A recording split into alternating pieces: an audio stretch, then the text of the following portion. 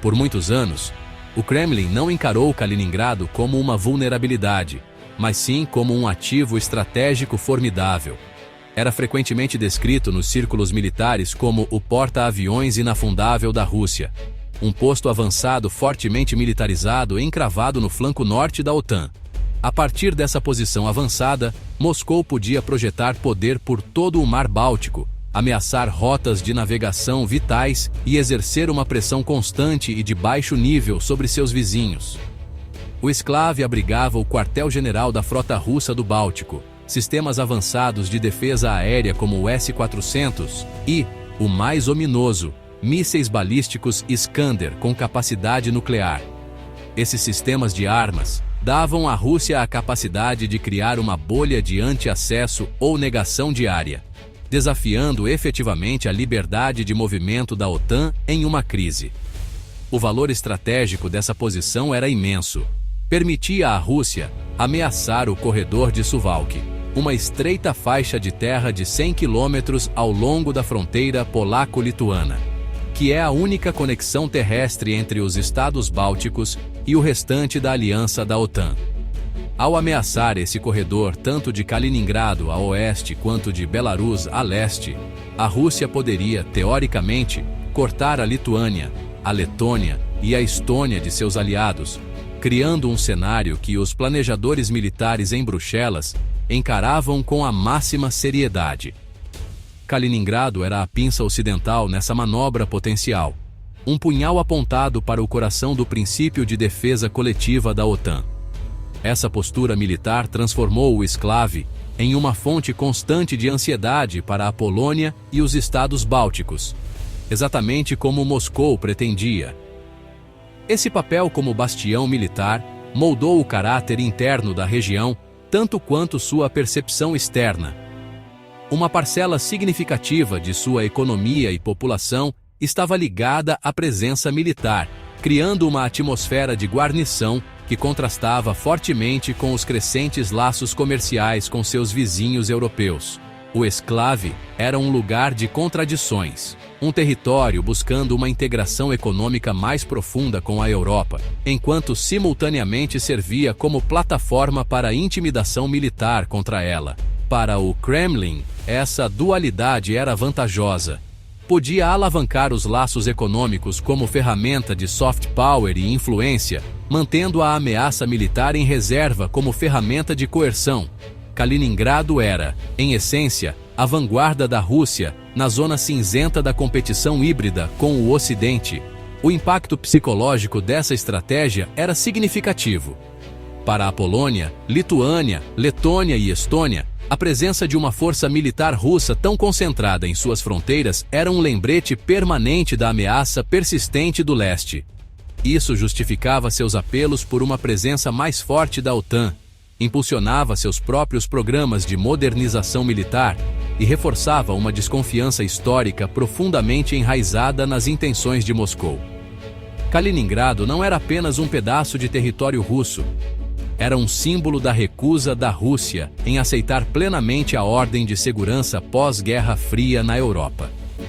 Era uma ferramenta projetada para intimidar, dividir e garantir que a Rússia permanecesse um ator decisivo em uma região que outrora dominou completamente. Por um tempo, parecia ser uma estratégia altamente eficaz. A invasão em larga escala da Ucrânia, em fevereiro de 2022, marcou o momento em que a principal característica de Kaliningrado mudou de um ativo para um passivo. Os arranjos pragmáticos que regiam o trânsito por décadas foram estilhaçados pela demonstração nua e crua da agressão russa. Em resposta, Polônia e Lituânia, agindo em conjunto e com o respaldo legal das sanções da União Europeia, começaram a restringir sistematicamente as artérias logísticas que mantinham o encrave vivo. Esta não foi uma decisão súbita e impetuosa, mas um processo deliberado e faseado que transformou a inconveniência geográfica do encrave em um estado de cerco estratégico. Os portões que antes estavam abertos, facilitando o comércio e as viagens, começaram a se fechar, um por um. A Lituânia foi a primeira a agir decisivamente.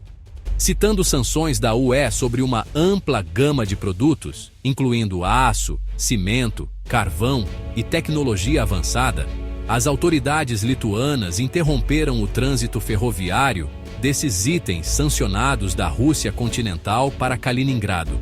Essa medida, embora legalmente fundamentada na resposta coletiva da UE à invasão, foi uma jogada estratégica de mestre. Ela visou diretamente os setores industrial e de construção da economia do encrave, sufocando o fluxo de materiais essenciais. Simultaneamente, o acesso rodoviário foi severamente restringido, criando imensas filas na fronteira e tornando o transporte rodoviário cada vez mais inviável. O que havia sido um fluxo confiável de mercadorias tornou-se um gotejamento, sujeito a inspeções meticulosas e obstáculos burocráticos.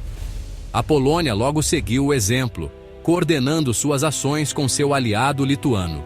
O governo polonês, citando preocupações de segurança amplificadas pela postura cada vez mais agressiva da Rússia, começou a apertar os controles em suas passagens de fronteira.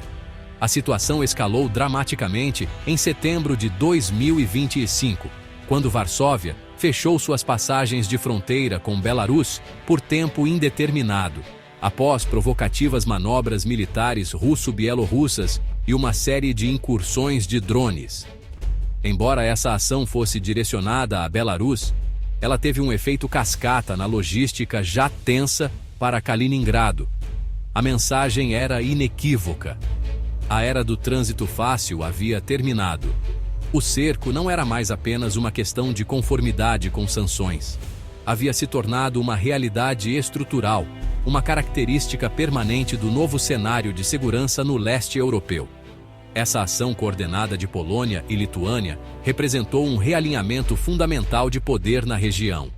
Por anos, eles haviam sido submetidos à pressão russa emanada de Kaliningrado.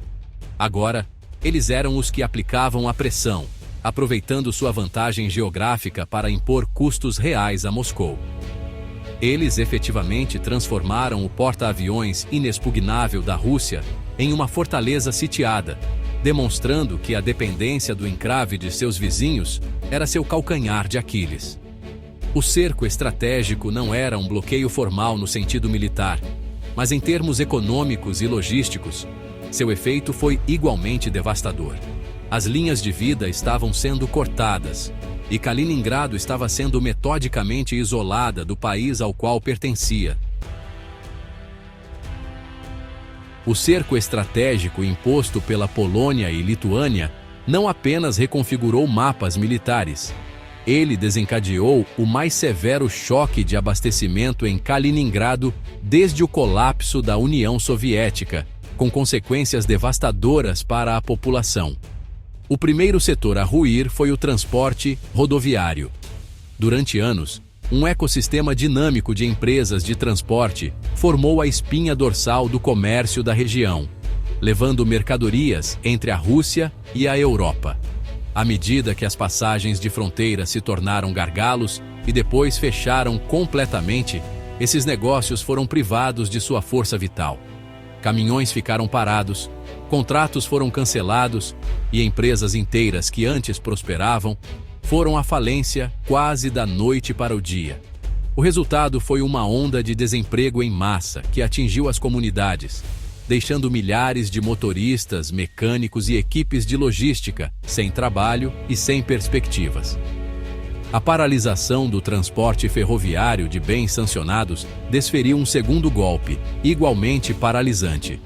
Fábricas que dependiam de um fornecimento constante de matérias-primas como aço e cimento da Rússia continental foram forçadas a reduzir a produção ou fechar completamente. Armazéns que antes eram centros movimentados de atividade ficaram em silêncio, suas prateleiras vazias à medida que os insumos industriais eram bloqueados. A indústria da construção civil, um importante motor de emprego local, parou. Blocos de apartamentos inacabados e canteiros de obras abandonados se tornaram monumentos silenciosos a uma economia em colapso. As intrincadas cadeias de suprimentos que foram cuidadosamente construídas ao longo de 3 décadas foram rompidas, e com elas, os empregos e meios de subsistência de dezenas de milhares de trabalhadores de fábricas e da construção. Antes de 2022, Kaliningrado se orgulhava de ser a região russa mais voltada para a Europa. Seus centros urbanos eram repletos de marcas ocidentais, seus cafés fervilhavam de turistas e seus jovens desfrutavam de fortes laços culturais e comerciais com a comunidade báltica em geral. O bloqueio estraçalhou essa realidade. À medida que as empresas ocidentais se retiravam da Rússia e as linhas de abastecimento eram cortadas, os emblemas familiares de uma economia moderna e de consumo desapareceram. As prateleiras ficaram vazias, os preços das necessidades básicas dispararam e a atmosfera vibrante e voltada para o exterior foi substituída por uma palpável sensação de ansiedade e isolamento. O sonho de ser uma ponte entre a Rússia e a Europa havia morrido, substituído pela dura realidade de ser um posto avançado esquecido em uma nova Guerra Fria. O tecido social da região começou a se desfazer sob a imensa pressão. A perda de empregos e oportunidades econômicas criou uma sensação generalizada de desespero, particularmente entre a geração mais jovem que cresceu com a liberdade de viajar e comercializar com seus vizinhos europeus. Famílias foram separadas, negócios foram perdidos, e um futuro que antes parecia brilhante agora parecia sombrio e incerto. A sensação de estar preso, de estar isolado do mundo, tornou-se uma característica dominante da vida diária.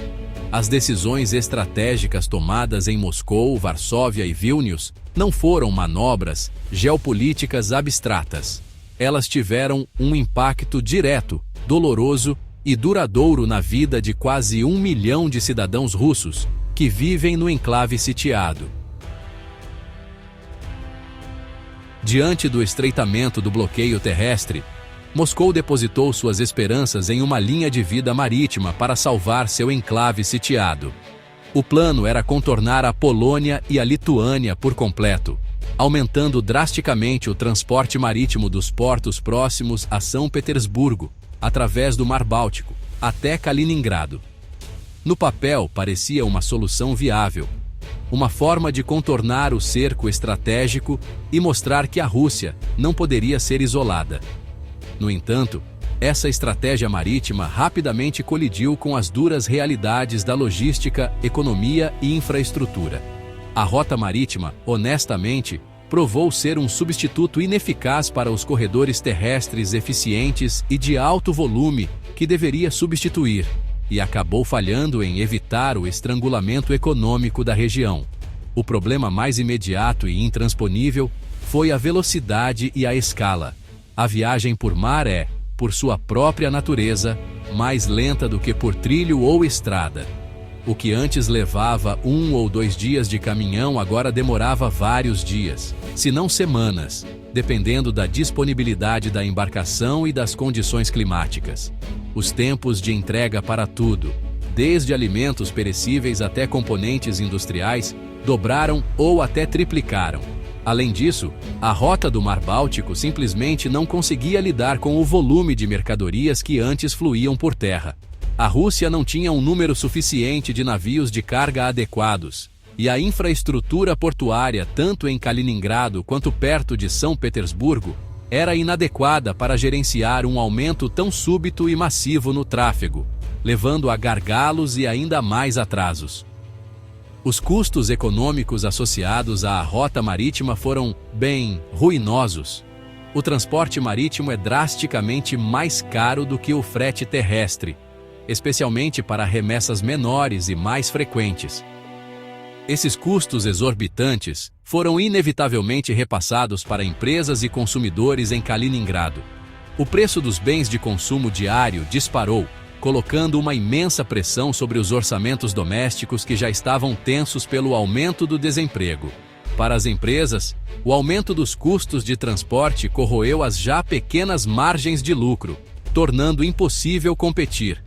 A ponte marítima não era uma solução econômica sustentável, mas uma medida de emergência cara e ineficiente que danificou ainda mais a frágil economia da região transformando um choque de oferta em uma depressão econômica de longo prazo.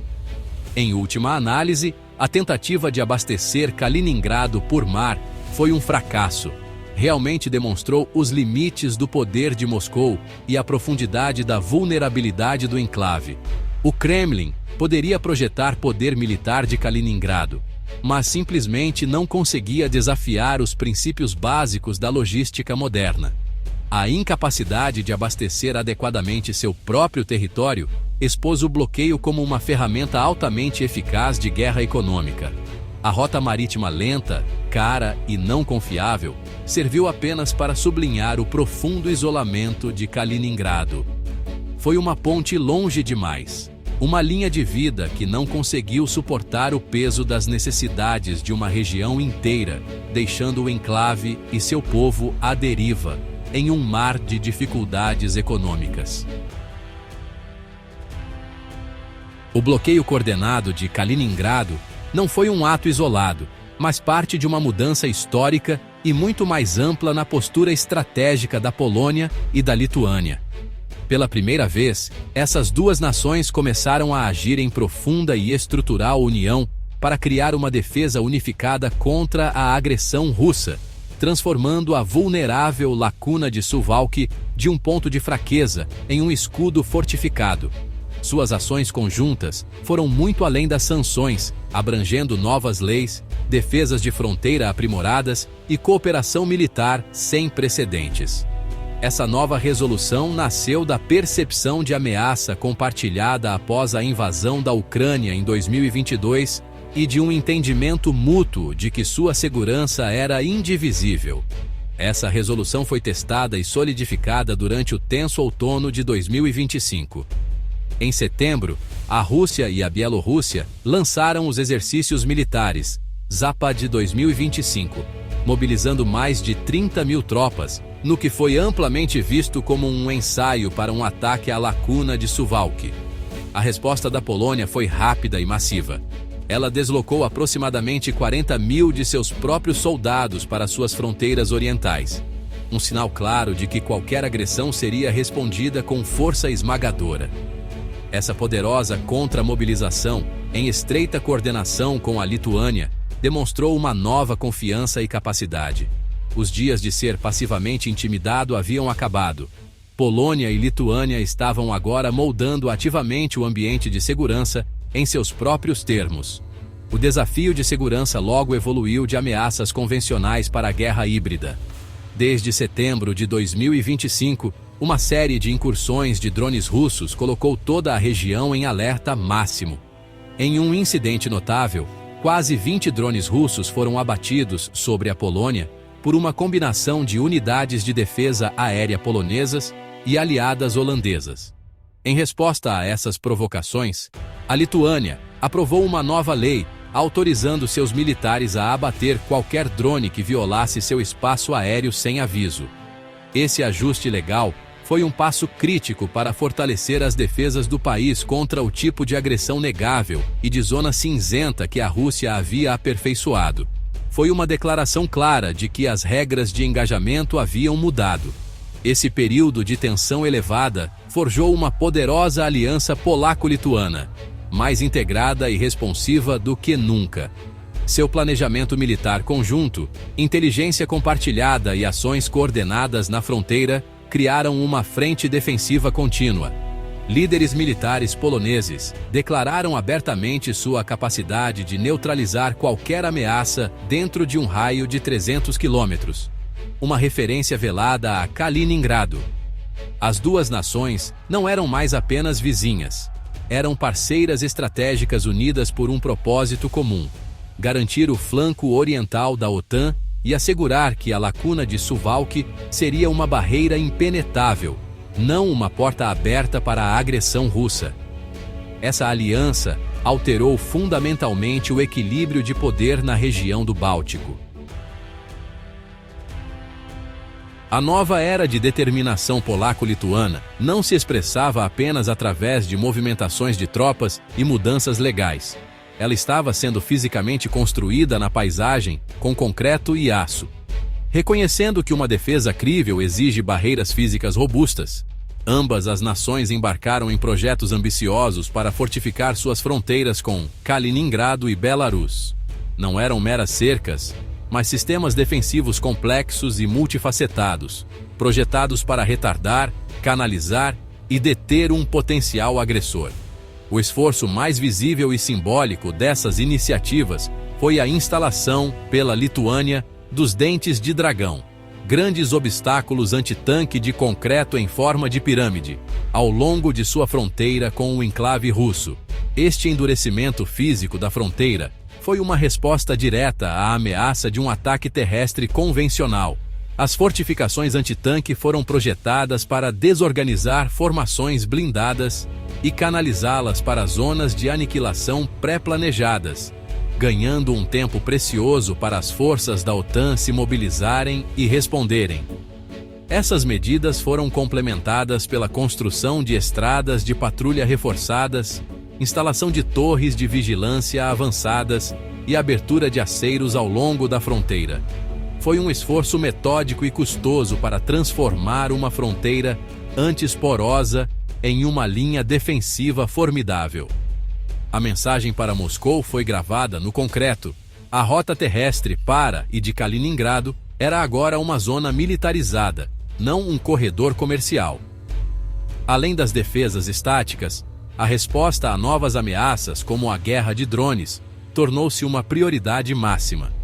Após repetidas incursões de drones russos sobre a Polônia e os estados bálticos, e até mesmo tão longe quanto o aeroporto de Munique, na Alemanha, em outubro de 2025, a Comissão Europeia pediu a criação de uma parede de drones. Esse conceito envolvia o estabelecimento de uma linha contínua de sensores, radares e sistemas antidrones, estendendo-se da Noruega à Polônia, para detectar e neutralizar veículos aéreos não tripulados hostis. A Polônia e a Lituânia tornaram-se as pioneiras dessa iniciativa, implantando contramedidas sofisticadas e integrando suas redes de defesa aérea para criar uma cúpula protetora sobre a região de Suwałki, isolando ainda mais Kaliningrado de uma perspectiva de guerra eletrônica. Esse esforço de fortificação estendeu-se à população civil. Na Lituânia, a União dos Atiradores, uma organização paramilitar apoiada pelo governo, viu sua adesão explodir. De menos de 5.000 membros em 2014, suas fileiras aumentaram para aproximadamente 17.000 em 2025. São cidadãos comuns, professores, médicos, especialistas em TI, que passam seus fins de semana treinando para a defesa territorial. Eles aprendem a combater ataques militares convencionais, bem como ameaças híbridas como sabotagem e desinformação. Essa mobilização social, que espelha movimentos semelhantes na Polônia e na Estônia, adiciona outra camada crítica à defesa da região, demonstrando um compromisso de toda a sociedade em resistir à agressão e proteger sua soberania. Enquanto as fronteiras de Kaliningrado eram reforçadas, uma nova artéria estratégica estava sendo construída para ligar os estados bálticos de forma mais estreita ao restante da Europa. Em outubro de 2025, a nova rodovia Via Báltica foi oficialmente inaugurada, um projeto de infraestrutura monumental conectando Varsóvia, na Polônia, a Tallinn, na Estônia. Esta moderna via, expressa de 970 quilômetros, atravessa diretamente a estrategicamente vital Lacuna de Suwałki, transformando-a de um potencial gargalo em um corredor de alta velocidade. A estrada foi celebrada por seus benefícios econômicos, prometendo reduzir drasticamente os tempos de viagem e impulsionar o comércio. Mas sua importância militar era ainda mais profunda. A Via Báltica é, na prática, uma super-rodovia militar.